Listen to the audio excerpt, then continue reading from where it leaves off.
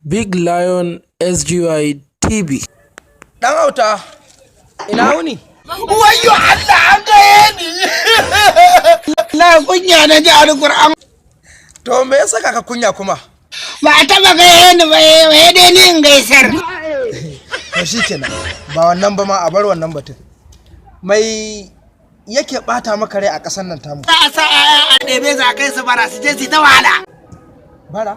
To yaya kake so a yi kenan? Ko yanzu fa an ci gaba fa. Duk garin da ne fa akwai makarantar boko akwai makarantar islamiyya. Wai ba za a sa a nan ba. To kana nufin ba sa sauke 60 kenan? Kurin banda 60 ta duka ba abin da yake sha. Kai ma daushe mun ji naka.